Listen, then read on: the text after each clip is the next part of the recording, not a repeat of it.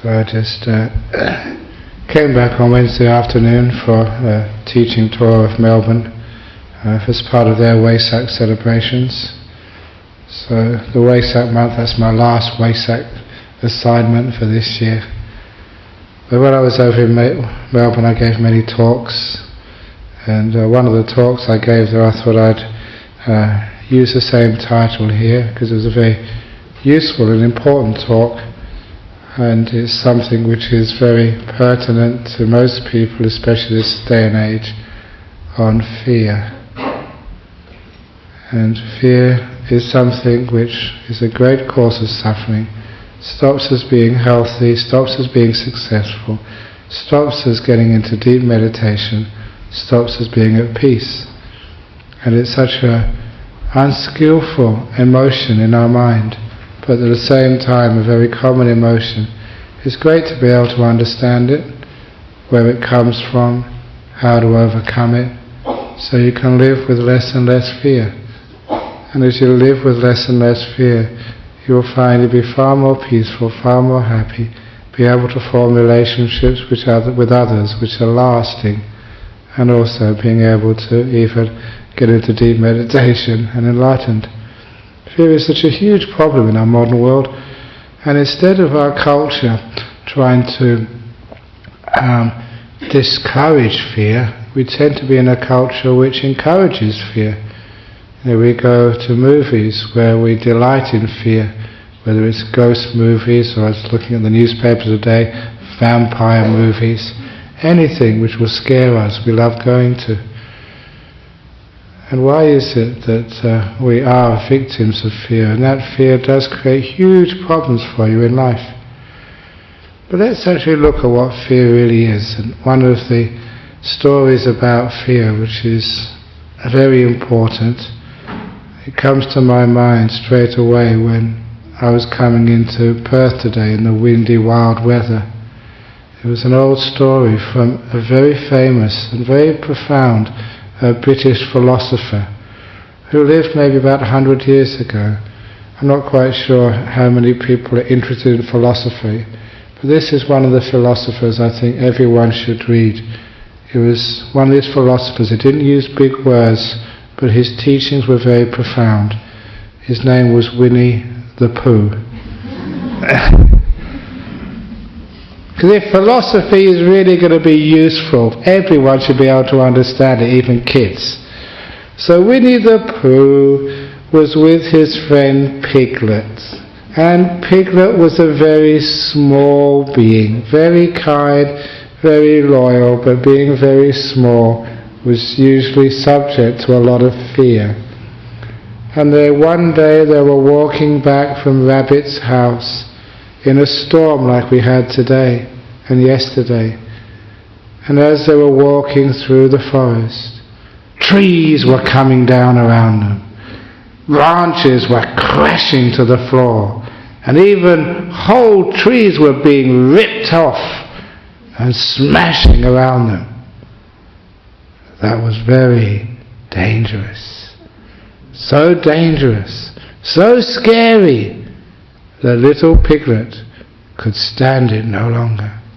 He froze, and he looked at his best friend, Winnie the Pooh, and said these words, "I can't go on any longer.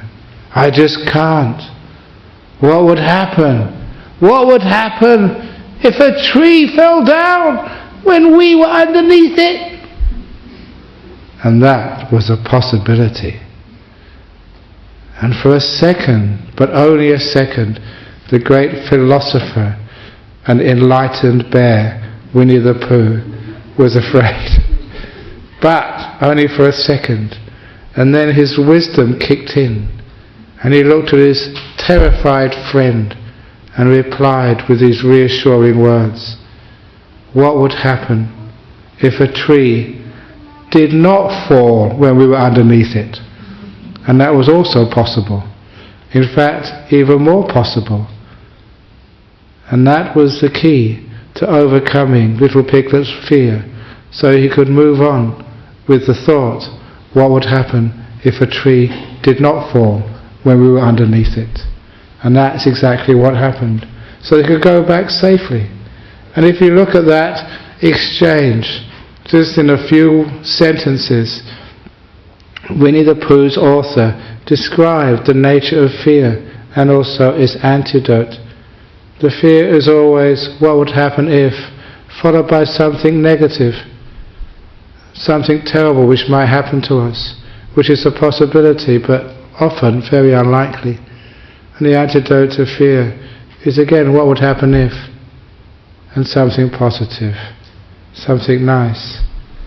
Not only is it more likely if we have the positive thought for the future, what would happen if and something nice, but it's a tendency, once you understand the nature of fear, and if we think of something negative, we tend to bring about that negative outcome. Because we fear it's going to happen, we make it happen. This story I remember when I was young. I was young and my father, I begged him, and he shaved up, and I think for a birthday or a Christmas, I can't remember what, he bought me a bicycle. The first bicycle I ever had. And of course, being a kid with his first bicycle, you get on that bicycle and try to ride it and keep falling off. And I kept falling off, and I never realized why until I looked at myself. I was holding on to those handlebars with so much fear that my knuckles went white.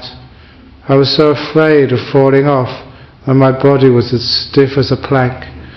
And because I was so stiff, I was holding on too tight. Whenever the bike would move to the left, I would never be able to compensate. My body was too stiff to bend and to accommodate, which was why I kept falling off. It was fear kept pushing me over. It was only later on, when I just relaxed, I found I could stay on that bicycle with more ease. In fact, when you really relaxed, you didn't fall off at all. It showed me just how fear was the reason why I kept falling off. When I was afraid what would happen if I fell off, that brought the falling off. But when I didn't even think about it, or when I started thinking what would happen if I didn't fall off, then I could relax, and I was far more stable. That happens so often in life. What we fear, because that brings up a negative mind state, that creates the karma which causes that outcome to actually come. Those people who are afraid they may get cancer. That fear gives you a tension and tightness in the body and the mind, which is a contributing cause to a cancer. You get stressed, you can't relax and enjoy yourself, and we all know that many cancers are stress produced. If you think that you might have a car accident on your way back home because of the wild weather, if you keep thinking like that, you get so afraid, you get so tense that again, you overreact when someone pulls up in front of you, you slam down the brake or you accelerate too much. You have accidents. You know that this happens. It's the fear creates the sort of the problems in the future. And you also may know some people are just happy-go-lucky people. Oh, they're always so positive and nothing ever seems to happen to them. Why is that? Because the lack of fear creates the positive outcomes which we seek.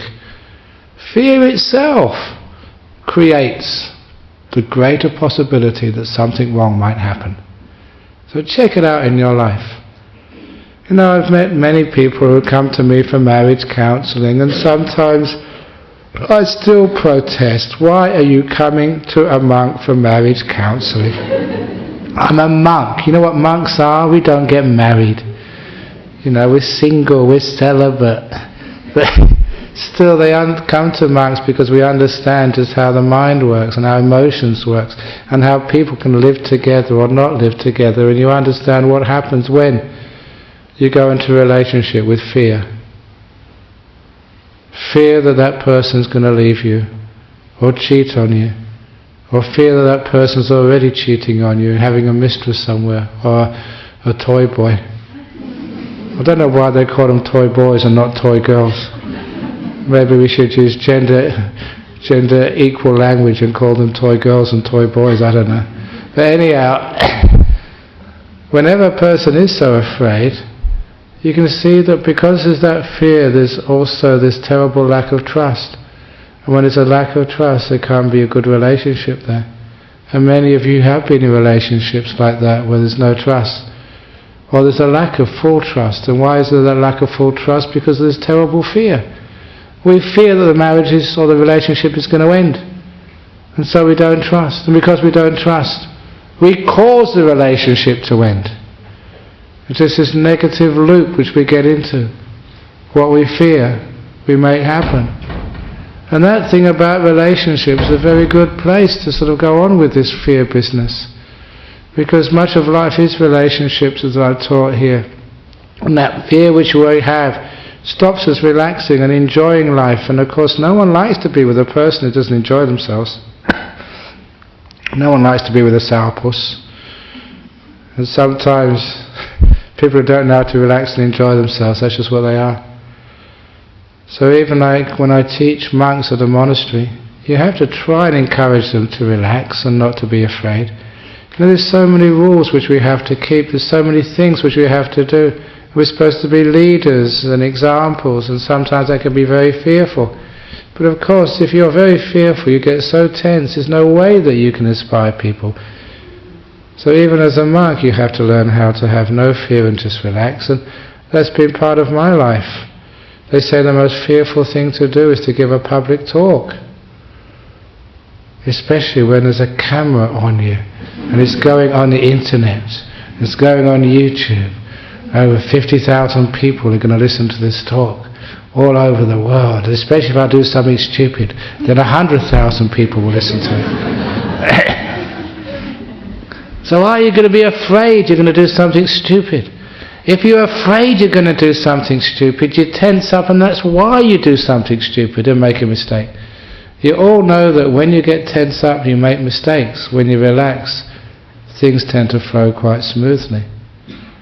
So I know that my biggest enemy, if you ever give a talk, is fear itself. So that's why you just relax, and you all know that I never sort of know very much what I'm going to talk about. Tonight I knew the title, but that's all I knew. Didn't know what was going to happen after you start talking. And I've been doing that for years. In fact, that's how I was taught by my teacher, Ajahn Chah. He taught you to overcome fear. Imagine this. This was in February, I'd only been a monk for 4 years. And this was the second biggest festival in the whole Buddhist calendar in Thailand. The full moon of February. It was called Magha Puja. Second only to Wesak in its size. So together with all the other disciples of my teacher Ajahn Chah, we went to his monastery, Wat Pa Pong, where there must have been about 5,000 or 6,000 people, lay people, and all the monks were there as well. And in the evening after the chanting, it was time for the talk, for the sermon. And I was looking forward to hearing Ajahn Chah teach something inspiring. But sometimes he didn't give the talk. Sometimes he would ask his second monk or his third monk to give the talk. Sometimes he would ask for any monk to give the talk. And that was scary. And what he'd do, he looked down this line of monks, this line of maybe 100, 150 monks, and if his eyes stopped at you, you were in trouble, big trouble. So I remember this very clearly. His eyes went down the line, past all these very senior monks who could give really good talks, and came to me, and went past. Whew. I was so relieved he was going to choose someone below me, someone who could speak Thai, because the talk had to be in Thai. But then his eyes stopped and went up the line again. He was a sadist. And stopped at me. Brahma Wangso, get up and give the talk. I'd only been 4 years as a monk, and I had to give the talk on this huge occasion in front of about 6,000 or 7,000 Thais. As I tell the story, it was 6,000, now it's gone up to 7,000. This is just what happens when you give talks. and with all these senior monks in front of my teacher, how would you feel? You were trained, it doesn't matter, you just went up there and gave a talk in Thai. Didn't matter how it came out, because the whole purpose of that was teaching you to overcome your fear. It's hard enough to give a talk in English, but give a talk in Thai for 1 hour. Only 4 years in Thailand to such a huge audience. That was a tough ask. But even tougher than that, this was one of the other monks. He'd be coming here in December. We're having a big meeting of all these senior monks from our tradition. Ajahn Sumedho. It was him who was asked to give a talk, not on such a big occasion, but on the weekly talks to all the lay community who was staying in this monastery overnight. So he gave a talk in Thai. It was sort of alright, but Westerners giving a talk in a foreign language is difficult. Sometimes you say the wrong word and people laugh and you don't know what you said, but you find out afterwards, you get very embarrassed. And after he finished the hour, he went to stop the talk and go and sit down. But Ajahn Chah said, another hour. And he ordered this monk to give another hour's talk in Thai. You know, that's very difficult. You end up repeating yourselves, telling the same stories. You know, I tell the same stories, but I usually wait 2 or 3 weeks, before you... And that's why what I really like talking to is old people who haven't got such a good memory, because then they can always laugh at my talk jokes every week, even though it's the same joke. So he had to do another hour. And when he finished the second hour, he said, now the talk is over. And Ajahn Chah shouted out, another hour. And at that point, many people got up and left. It's very embarrassing when you're giving a talk and people leave. But he had no choice. He had to keep on speaking. And now, of course, you get lots of pauses. I think, what am I going to say? How am I going to say it? And eventually he finished the third hour. By that time, many people had left. And those people who were still there had their eyes closed, snoring. They weren't paying attention. But he got through the third hour. And then Ajahn Chah said, okay, another hour! And the poor monk had to give another hour of talking. The worst possible talk you can ever imagine. Just mumbling, saying anything. When everybody had left except Ajahn Chah, probably. And then Ajahn Chah finally, after 4 hours, let him off. And he said after that experience, he was never ever afraid of giving a talk ever again. He plumbed the depths, the very worst audience response, and it didn't matter. So that's actually how you learn to give public talks. Just get the worst possible response from your audience, and then you don't care anymore. You're just going to talk, and who cares if everybody leaves? Because fear is actually what makes it worse and what makes it not happen. So one of the great ways of overcoming fear is, number one, always have the positive attitude. What would happen if it didn't? How many of you are afraid you might lose your job in an economic recession? Be careful, because if you think like that, you will destroy your job. If you think, oh, I might lose my job in this recession, what happens, you get so afraid, you don't trust other people, you just get so tense, you don't perform well. You can't sort of trust the people you work with, and so they said, you don't get on with us, you're not a team player anymore. When you get so afraid, what happens is you usually stuff up your relationships, stuff up your work ethic, not a nice person to be around, and you're too afraid, so you can't relax and perform well. So you lose your job. Know the danger of fear. And know it's far better, if you really want to be successful, to be happy, stop all this fear business. Do the best you possibly can, and always have that positive attitude to the future. Not what would happen if, followed by something negative, but what would happen if, followed by something positive, to allow you to relax. Because it is fear which creates what we call the control freak inside of us. We only control a lot because of fear. And I know that many people who've got a lot of control, a lot of willpower, have that willpower because in their past they had some very painful experience. They suffered a lot. And because they suffered a lot, they think the only way to protect themselves and make sure that never happens again is to control more. And so they're such fearful people that they're always planning, figuring things out, putting plan A, plan B, plan C, just in case, because they don't want it to happen again. So they go into a relationship with plan A, B, C, D, E, F, many plans. They go into business with plans A to Z, and then they start the Greek alphabet, alpha, beta. They get so control freaks. And you know those control freaks. Those control freaks are just a pain in the arse. You're with them, you know, and they don't need to be like that. They create the problems in this world. To be a control freak means that you just cannot just go with the flow, just bend with the wind, and just adapt. I've often noticed that all plans which you have, you find if you have 10 plans, after a while none of them actually fit. We shouldn't really have plans. I was commenting about the political crisis in our world. This was when I was in Melbourne. Somebody asked me a question about this. Most political crises come because the whole system is flawed, and it's flawed because of you. Because of how you elect politicians. You elect politicians on what they promise to do in the future. I understand the world well enough. I will never criticize any politician of any party for failing to keep their promises. I would only blame them for making those promises in the first place.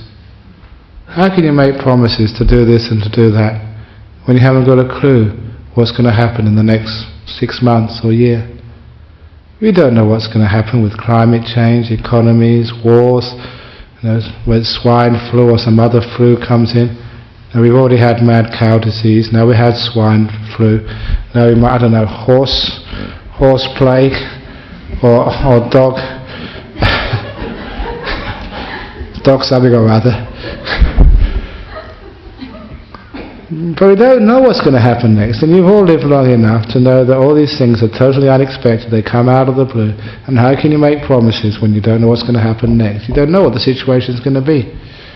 Which is why when we elect any politicians who make promises, we throw them out because their promises aren't kept. It's stupid. We should never elect a politician on their promises. We should only elect politicians, our leaders, on their past conduct. Not what they promise for the future, but what they've done in the past. On their competence, on their track record. Just like you if you apply for a job, wouldn't you be given that job or not given the job on what you've done in the past? Not what you promised to do for that company in the future. So why are politicians different? Understanding this, you understand that it's because they make these plans and they just stuff up as a result. So just don't make plans. Wouldn't it be wonderful just to have this great fearlessness where we're not control freaks, we can face the future without making all these plan A, plan B, plan C's. I do that all the time. You go overseas, you go to Melbourne, I haven't got a clue what I'm going to talk about. And you've got all these talks all day, hundreds of people. You just go up there and I remember just one of those talks, actually where this fear talk came from. I was just going up there with the president of the Buddhist Society of Victoria, and just about 30 seconds before I gave the talk, what should I talk about? I'll talk about fear. Okay. Just go and do it. No plans, and it's much better that way. It's the same whenever you go overseas or you go interstate. You go sort of on the aircraft, you make plans because the aircraft might be late. Now I know that there's many Sri Lankans here, and when you actually are late, you call it Sri Lankan time. When there are Thais here and you're late, it's called Thai time. Now we have what we call Qantas time. That is always half an hour late. At least that's my experience. But anyhow, Why do we make these big plans? It just maybe it might happen. Can't we just adapt to life as it sort of unfolds around us? So the way I have no fear is I know that what I really need to do, the plan which I really put into place, is number one, to be kind. That's my plan. That's plan A, B, C, D, E, F, G, H, and the whole lot. Just be kind. It's amazing. If that's what you prepare yourself, just to be kind. You go in and interview for a job, just be kind. You go sort of to check in, just be kind. You just go and give a talk, just be kind. You go and talk to someone who's suicidal, they're about to commit suicide, they come to you as their last resort, and if you don't do anything correct, they go and kill themselves. That's happened to me many times. So what do? Just be kind. If you do that, it means you're prepared for whatever contingency happens in the future. But not just be kind. I also add this beautiful thing, have fun as well. I'm a fun-loving monk. So whatever I do, I try to put fun into whatever I do. So one of the scariest things which I did was actually to go on TV. Live TV.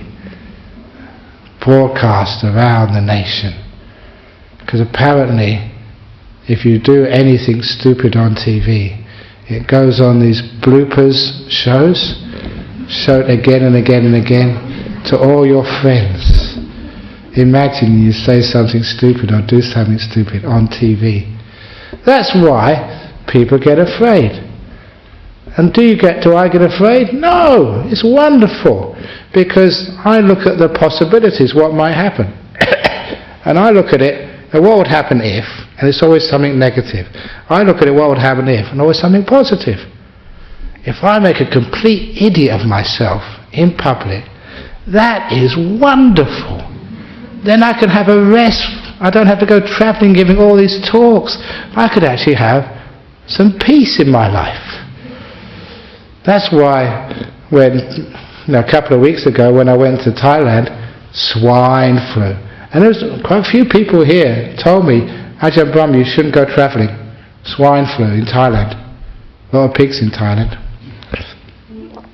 And I said, no, I'm travelling. Because if I do get swine flu, then apparently when you come back into the country, you have to go in quarantine. So that'll be a retreat. That'll be an extra retreat for me.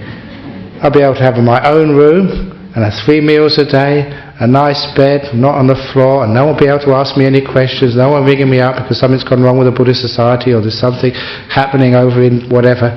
That'll be just wonderful if I get swine flu for a week or a couple of weeks. And if I don't get swine flu, great, I'm healthy. So therefore you don't have any fear. One of the monks who's been here before, but he died maybe about a year ago. He was we used to call him the chief priest of Malaysia, Dr. Kesri Dhammananda. He's got a few books in our library, like How to Live Without Fear and Worry is one of his famous ones. It's easy to write a book, isn't it? But can you do it? When he was diagnosed with cancer, terminal cancer, his doctor said he's the only person he ever met who, when he was diagnosed with terminal cancer, burst out laughing. Now that's a monk. Can you do that? Can you just burst out laughing? The doctor comes and says, you've got cancer, breast cancer, both have to be removed, and brain cancer, your brain has to be removed as well. I wish we could do that. Then you wouldn't have to think so much, and meditation would go much better. But no, I'm only joking there. But would you just laugh and think, wow, great, I don't have to go to old people's homes. Go to nursing. Have you been to nursing homes? Do you want to go nursing home? So you've got cancer. Whoopee! No more nursing homes. Now, there's always a positive side in whatever happens. That's why if you look at that positive side, what would happen if, and put the positive side in there, where's the fear? What are you afraid of anyway? We've all got to die. Might as well get it over and done with, sooner rather than later. Get it out of the way. All you kids, Are you afraid of the examinations and the tests at school? I used to be afraid of failing tests at school. Were you afraid? Until I found out every time you pass those examinations, it means you have to do another set next year. But as soon as you fail them, then you're out of here.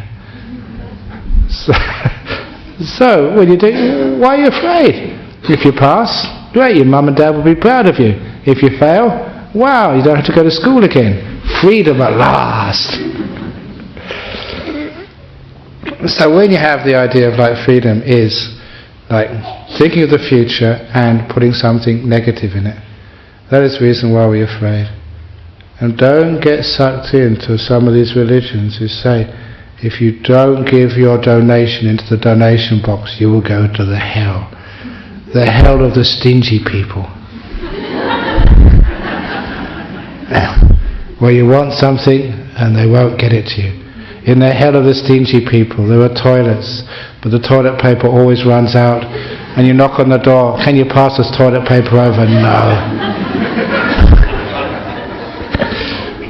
That's happened to me before. Got in the toilet, and you don't look, you should be mindful, and there's no toilet in it, and you've got a lot of stuff on your backside and nothing to do with it. Can you pass some toilet paper? Fortunately, they've always passed me something. But there's all sorts of things like that, the hell of the stingy, so be careful. But that's fear, isn't it? Getting fear inside of you. If you don't do this or you do that, something bad is going to happen to you. That type of fear, why do people have that fear? It just creates so much anxiety in their life, and because you've been trained like that when you were very young, you're anxious people, which means you control. Because you think, if I let go, something terrible is going to happen. I'll tell you, if you let go, nothing terrible happens. You have a wonderful time. But if you don't let go, then many terrible things happen to you. You get stressed out, you die young. You can't have relationships, you can't do well at work, you can't have any happiness. You can't just be you when you're afraid. So this, our conditioning is totally on the counterproductive. You find when we overcome fear, and when religions don't promote fear, fortunately that Buddhism is a religion which doesn't promote fear. It's not a case, if you do something wrong, something bad's going to happen to you. If you do something wrong, then it just gets more interesting in life. Just more as I say, shit to put under your mango tree when you do things wrong. You can always do something with it, no matter what happens in life. And that sort of punishment is just not there in Buddhism. And because it's not there in Buddhism, then what are you afraid of anyway? You can always do something, whatever happens. There's no such thing as a wrong choice. That's another brilliant insight which I had as a young man. There's no such thing as a wrong choice. So what are you afraid of making choices for? You just make the choice and just live with it. Because all those choices you just really worry about and worry about and worry about. All those choices, should I go out with this girl or that girl? Didn't matter at all, I became a monk. All that choices of whether I should go in this course or that course, they didn't matter either. All that choices, should I sort of spend the money or keep the money, totally irrelevant. So all the choices you worry about, they don't matter at all. So you just choose and just leave it at that. And whatever choice you make, your career, your partner, whatever, if you want to get married, it doesn't matter, that'll do. Come on, let's go and get married. You can always make it work, if you've got Dhamma in your heart. You want this job, that job, which job are you going to get? It doesn't matter, just take a job. This is me. When I was building that retreat centre, I was the main person who sort of got involved. And so often, people would come with that retreat centre. Should we do it this way or that way? Oh, that'll do. And I wasn't a control freak. Even this person came along and they wanted to know what colour I wanted for something or other. And they came and sort of showed it to me and said, oh, that'll do. So what do you mean, that'll do? That's good enough as a colour. Blind man would be glad to see it, as we say. So, why? What's the big problem? But sometimes people can worry so much about what colour should you paint the walls. And it's just really difficult these days. You get these colour charts, and there are 1,000 colours to worry about. Which one should you choose? In the old days it was much easier. Red, brown, yellow, white. Much easier. And you got so much choice. Hey, what do? You don't worry about the choices. You just flip a coin. I can't flip a coin. I haven't got a coin. I'm a monk. You just make a decision. Eeny, meeny, miny, mo. That's the one I'm going to go. And what I've found, whatever your choice you make, you can always do something with it. So what the heck? What are you worried about? The world doesn't go wrong if you make a bad choice. So just do it and stop worrying about it. It's the worrying which was the worst thing. Worrying was much worse than so-called mistakes. And where did the worry came from? Fear and controlling, what would happen if sort of stuff. Well, just forget about that. If you don't like it, you can repaint it yourself. Tell your friends who come and visit.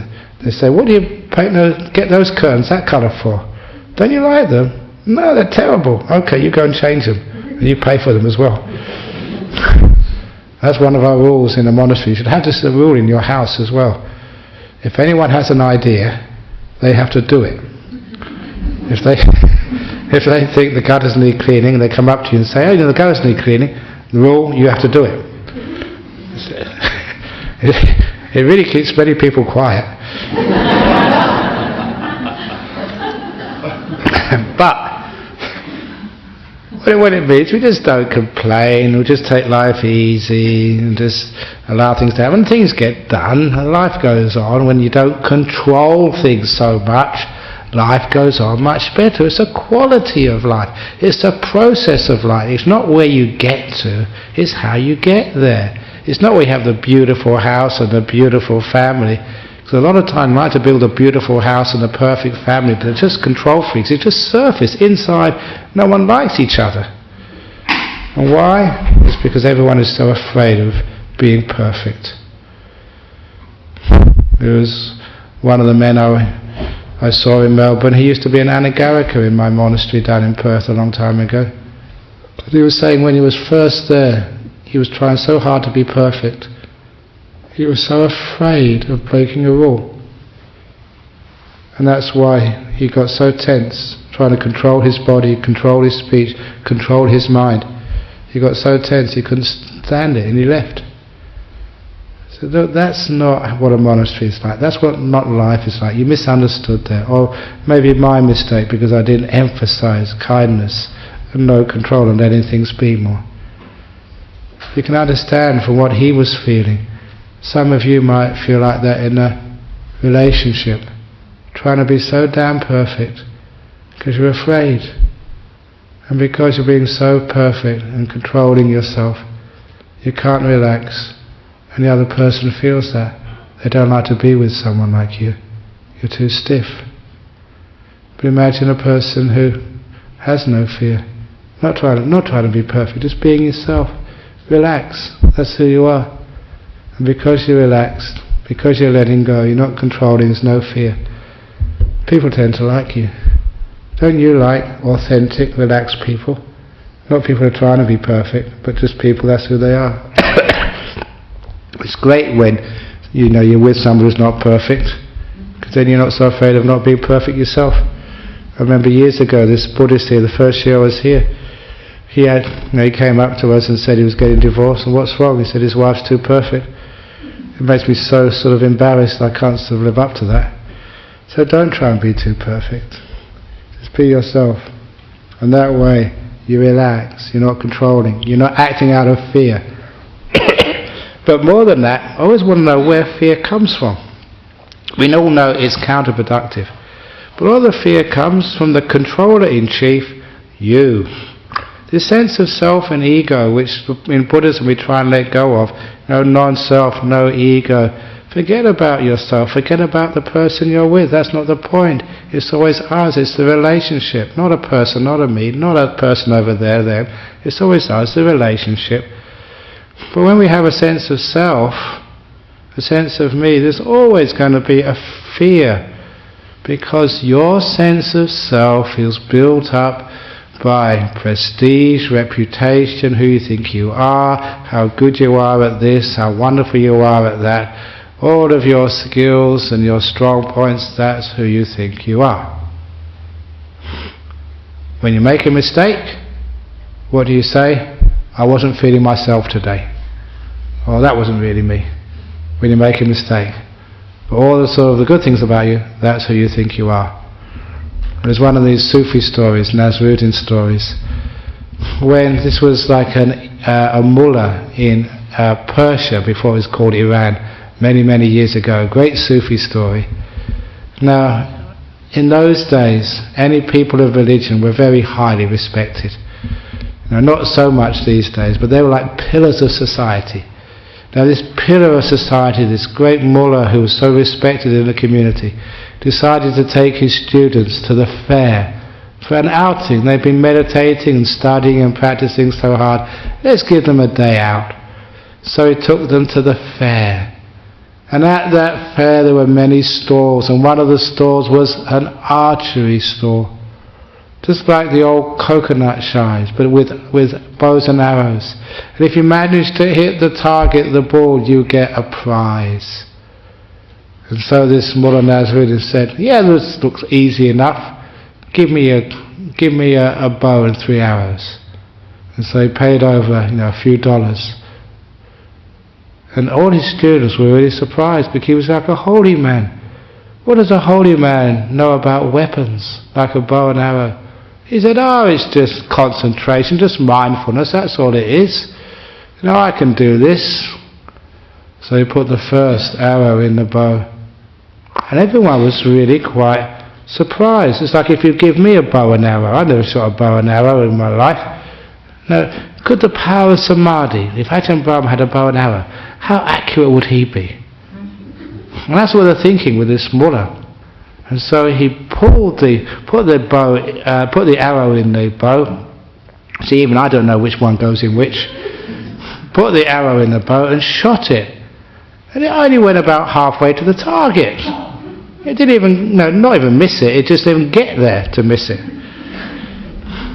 And everybody started to giggle, because the guy was making a fool of himself. And people love it when people in authority make a fool of themselves. And then he just turned around and said, that was a shot of a hasty man. And then he put his second arrow in the bow. And this time he took more time. And he pulled that arrow further back as the wood of the bow stretched. And he shot the next arrow. And it certainly made the distance, but went about a $2 train ride to the left. It missed it a long way. And people really started to guffaw. And he just turned around and said, that was a shot of an arrogant man. And then he put his last and third arrow in the bow, took his time, aimed and shot that. And that one went right in the middle of the bullseye. And as he claimed his prize, the relieved student said, well, if the first shot was a shot of a hasty man, and the second was a shot of an arrogant man, what was the third shot? He said, that was my shot. That was me. Which was showing we always take credit for the successes, and we blame our faults on, that wasn't me. I was feeling a bit sick. I was just off my game today. I was not just really in the right mood. Now this is how we build up a sense of self, a sense of me. Which is why that we get so afraid when we're about to lose our reputation. When we're about to do something which doesn't fit with who we think we are. And that's that fear of ridicule, the fear of shame, the fear of stuffing up. Now that's one of the biggest fears of all, which stops us again just relaxing and enjoying other people's company. Many people don't speak a foreign language because they're afraid of saying a wrong word and getting embarrassed. As for me, I have no fear. So I try any language. And it doesn't matter if I stuff up and say something stupid. Because if people laugh, then I've made them happy. And isn't that what a monk is supposed to do? To make other people happy.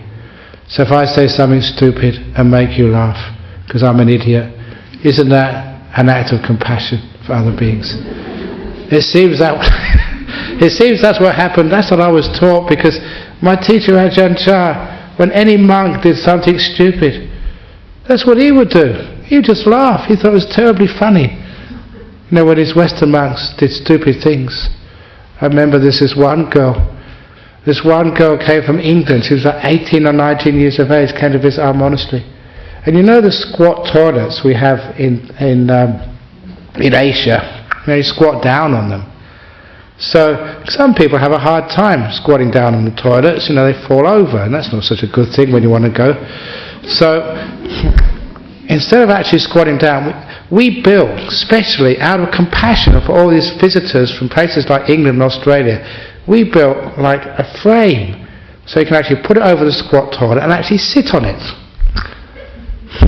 So because most people use a squat toilet, so we just put this frame just to the side. And that's the toilet which this girl used. It just had no hole in the bottom. No water. It was only a frame, but she sat on it and it did her business. They went all on the floor. Exactly, that's what you did. That's what Ajahn Chah did. That's what I did. I thought it was terribly funny. Oh, thank you for doing that. You gave me another story. But what happens? Some people get terribly embarrassed about that. Oh, don't tell other people. But be careful, because I use it as story in a Friday night talk, so be careful if you tell me. So why are you afraid of making a mistake? One of the things I was taught as a school teacher, and this is a wonderful thing for life, if you do something stupid and make a mistake, and other people laugh, you laugh as well. And that means the world never laughs at you, it only laughs with you. And that overcomes a lot of fear. So in public talks, if I make a mistake, say something stupid, and I mention many of the stupid things which I've done in the past, especially on important occasions. Important occasion like that marriage I did once. It was a Thai girl. She was very, very sweet and very young, maybe 19 or 20. And I'd heard that she was marrying an Australian guy. So when they came in here for their wedding, I saw this young Thai girl coming in with this elderly Australian man. And I said to this Australian man, "Oh, you must be the father-in-law." "No, I'm the groom," he said. That wedding didn't go down very well.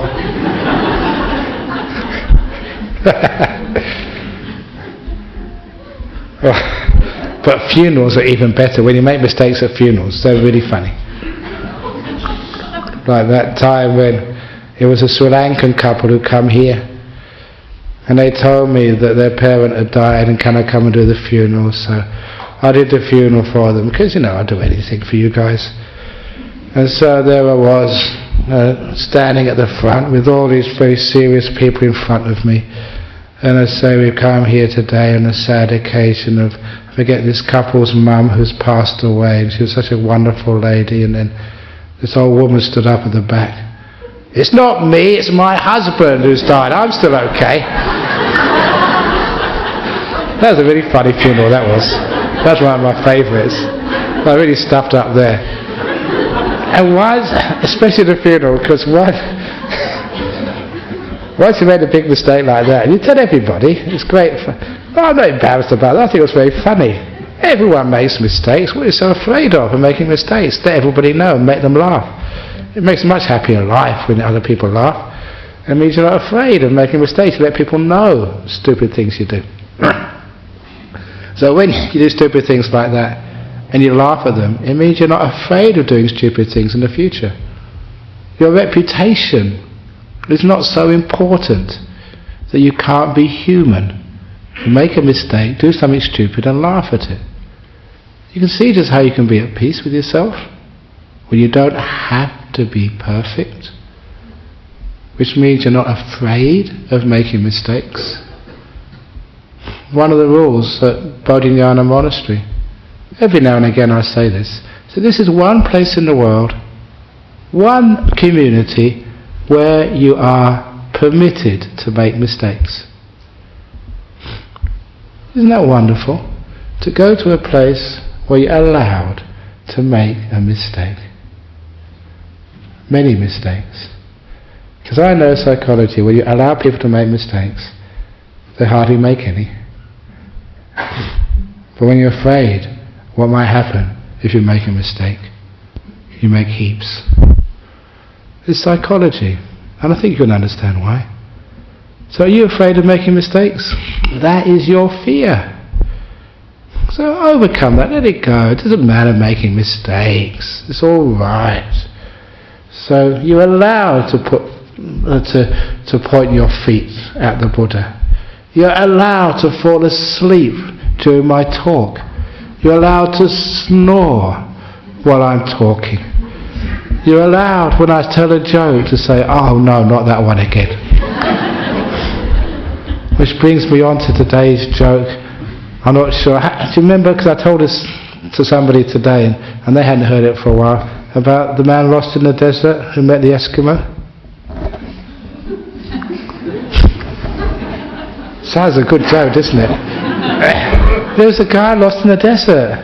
He'd been in the desert for a long time and he couldn't walk anymore. He was crawling, he was parched, about to die. You know, when you get this really hot desert, you get delirious. So there he was crawling and he saw an Eskimo coming, you know, in a sled with huskies, the big words, you know, with a big fur hat on. And he said, "This can't be true, this can't be true. An Eskimo in the desert?" But the Eskimo came right up to him. And it was really, could touch him. It wasn't a fantasy at all. It was an Eskimo in the desert. And this guy said, "I'm so glad you're here. I'm so glad I've been lost for days in this desert." And the Eskimo, "And you think you're lost?"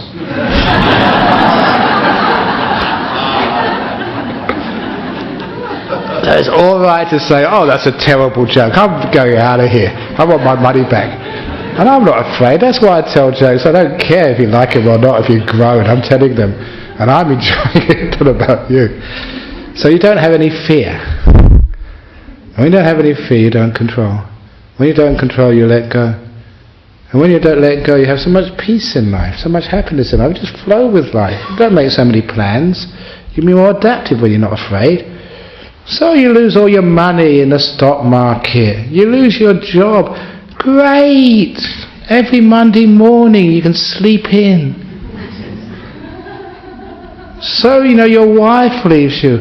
Wonderful! Now I can go to the monastery and become a monk. Look at the positive side of life, for goodness sake.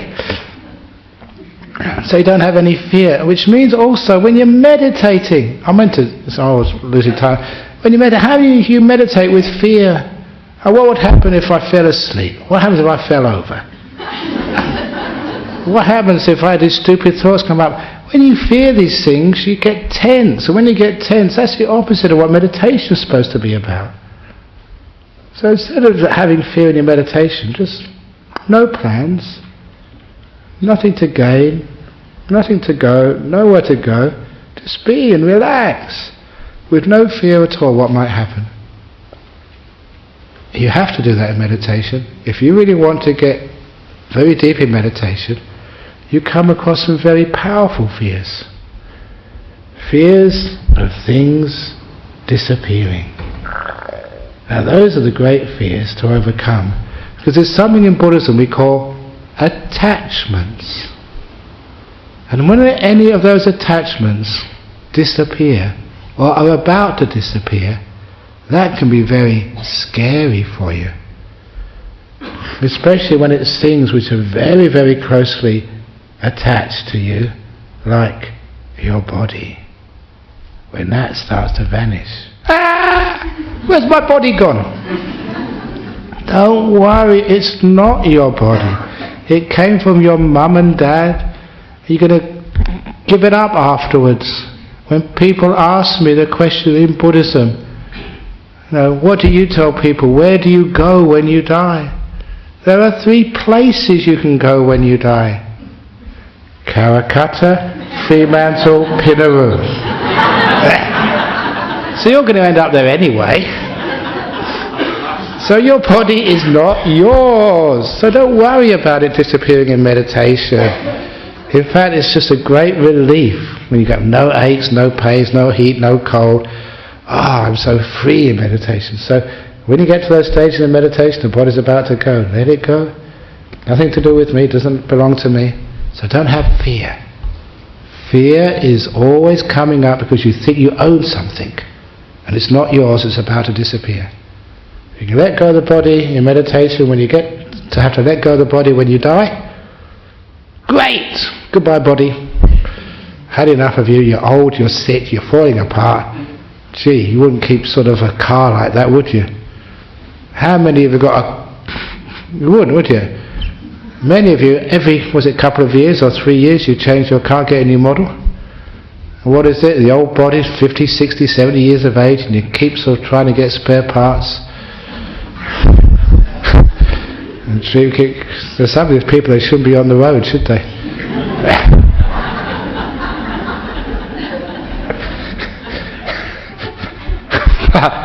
So don't be afraid to let it go. It's great, good riddance. Get a better model next time. And of course, like anything else, as long as you've got a good insurance policy, if you've got a good insurance policy and a tree falls on your car, you get actually more. Actually, our car, we found out we insured it for much more than it's worth. So I was just hoping, please, may a tree fall on it. Please, may someone... So if you've done really good karma, then you're insured for more than you're worth. Which means that once this body dies, you get a much better body next time. So it's just like our car. If that sort of crashes or stuff, we can get a new car, same money, brilliant, because we're over-insured.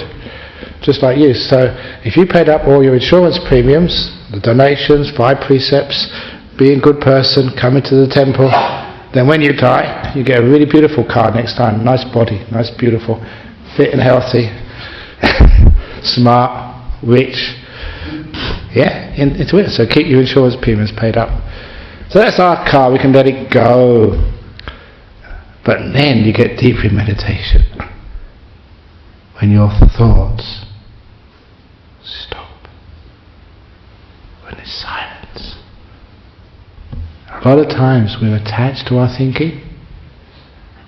And we feel very strange when nothing is going on between our ears. When your second mouth, you know what your second mouth is?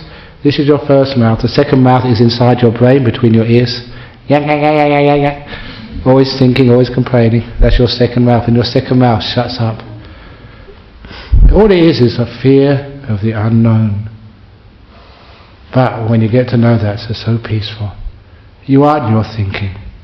And then we get really deep. When your will stops. When that disappears. Are you afraid to surrender your will? And there's nothing left. Perfect peace. When that happens, please don't be afraid. No one's going to take over your mind.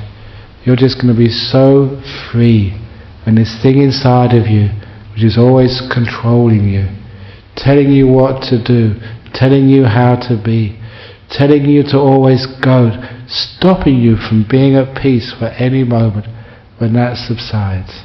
Oh, that's really bliss. Those are the jhanas. Ah, it's so nice.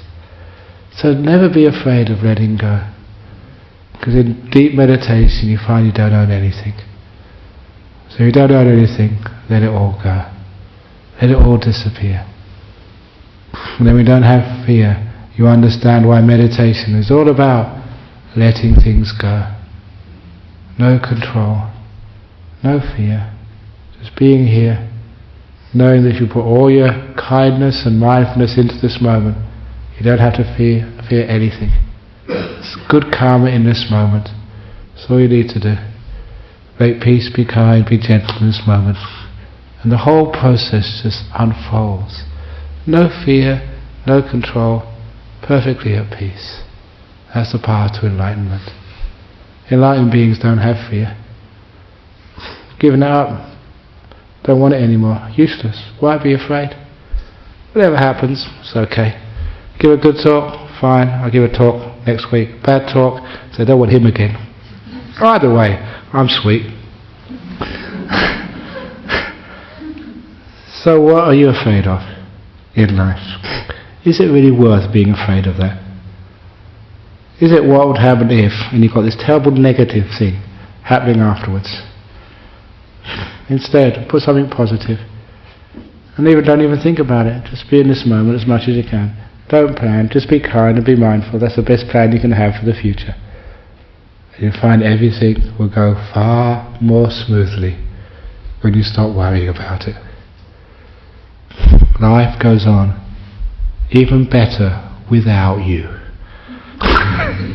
That's the truth, and you know it damn well, but you just don't admit it. And by I mean without you, I mean without your controlling and interference. Don't interfere with life. Life knows what to do. You just go along for the ride and stop shouting at the driver. So that's the talk this evening. Letting go of fear. So, who's got a question? And don't be afraid of asking a question. Any questions this evening? Yes, from the back. There's this program on ABC TV called Question and Answer. Yeah? And they have sometimes they have religious leaders comment. Yeah. And I remember them commenting that they hadn't had a Buddhist teacher. Aha! This is my chance. Is there any way you could be connected to that, or something you want to maybe put forward to?